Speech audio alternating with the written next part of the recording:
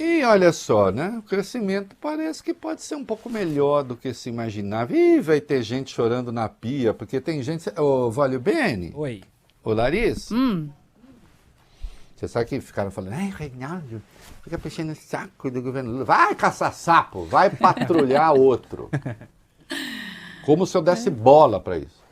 Tem coisa que o governo faz errado, tem coisa que faz certo.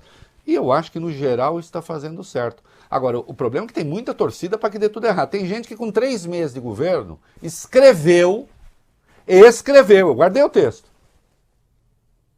Escreveu, estou com o texto guardado aqui, que o governo já estava condenado. 3 meses. Vai queimar a língua, eu acho. E ainda que o governo depois seja muito ruim, você não acertou com 3 meses, você chutou, acabou acontecendo o pior e você ficou feliz. Provavelmente ficou feliz e estará desempregado, porque a coisa vai à breca, né? Porque tem gente, olha bem, que fica feliz com um tiro no pé, né? Vamos lá, revisão do crescimento.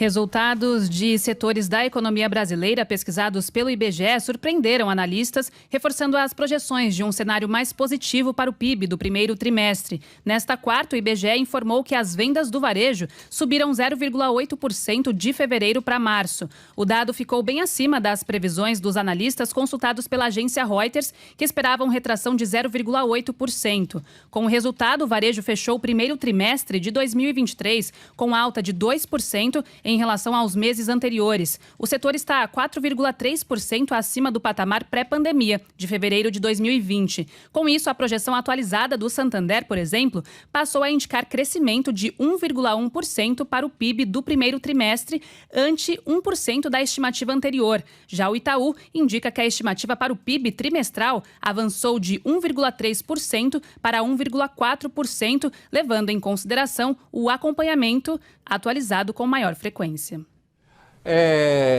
E se todos concordam que pode haver uma desaceleração em razão da política de juros? Né, Campos Neto? Campos Neto. Campos Neto, todo mundo se ajoelha para orar para Campos Neto, com a cara virada para o Banco Central, o que não é o caso deste comentarista, obviamente. E o Haddad está prevendo um crescimento maior. Ele é do governo, ele está jogando um pouco para cima. Vamos ver, né? Vai. O ministro da Fazenda, Fernando Haddad, afirmou em viagem a São Paulo que a Fazenda vai revisar as projeções de crescimento do PIB de 1,6% para 1,9%, também a expectativa de inflação de 5,3% para 5,6% nesse ano, por causa desse resultado mais positivo no primeiro trimestre. Segundo o mais recente Focus, do dia 5 de maio, boletim organizado pelo Banco Central a partir das avaliações dos operadores do mercado financeiro, a estimativa de IPCA para 2023 era de 6,02% e o crescimento do PIB era de 1%. No escritório do Ministério da Fazenda em São Paulo, na Avenida Paulista, Haddad fez uma projeção. O PIB deve crescer perto de 2% nesse ano, segundo projeções da Secretaria de Política Econômica, ele falou. A Secretaria está reprojetando o crescimento para 1,9%. O trimestre foi relativamente bom, surpreendeu os economistas e a gente entende que temos condições de fechar o ano com crescimento entre 1,8% e 2%. Não, continue. Apesar disso, ele ressaltou que a atividade econômica está em desaceleração devido ao alto patamar das taxas de juros. Eu ouvi você respirando, achei que já ia. Não, eu realmente achei. Eu fui entrar antes da pausa. Tamo junto, Wagner. Olha, tomara que aconteça assim. Mesmo com esses juros escorchantes. E aí tem uma história de que, no arcabouço fiscal, o Cajado, relator, colocou que,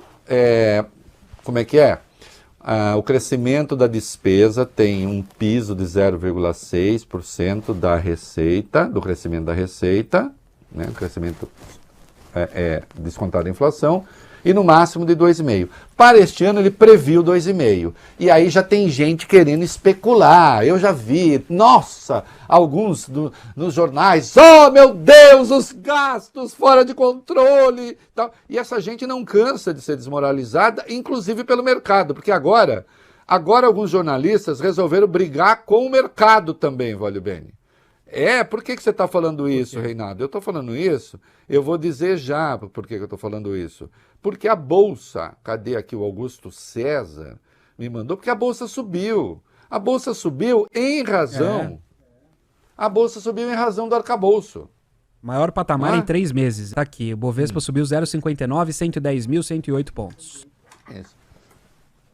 E aí, vamos ver o que aconteceu com o arcabouço. O ministro da Fazenda, o Fernando Haddad, negou que as alterações feitas nas regras gerais do arcabouço fiscal, que constam no relatório do deputado Cláudio Cajado, possam abrir um espaço extra para gastos de 80 bilhões de reais em 2024, como dizem esses críticos que você mencionava. Estudos de economistas mostram que as exceções incluídas no relatório de Cajado ampliam o espaço para despesas em 2024 em até 80 bilhões. Outros falam em 40 bilhões. Qual que é o ponto? A regra geral do arcabouço fiscal, que está no texto do relator e também do governo, é de que as despesas não podem crescer acima de 70% do aumento da receita e que os gastos podem oscilar entre um piso de 0,6% e um teto de 2,5% ao ano acima da inflação. Para esse ano, no entanto, o arcabouço define que será por esse teto de 2,5%. O ministro afirmou, como o relator tem a segurança de que a receita contratada vai dar um valor muito superior aos 2,5%, mais do que o dobro do que os 2,5%, ele ficou confortável em fazer uma regra de transição logo para o primeiro ano.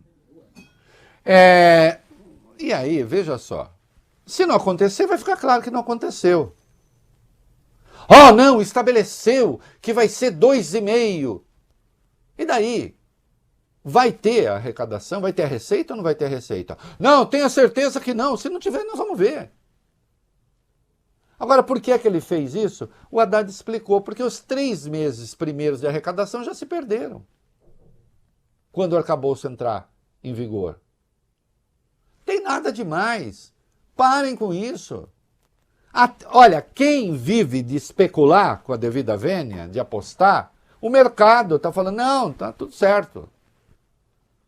O problema é que alguns articulistas estão começando a ser desmoralizados pelos fatos.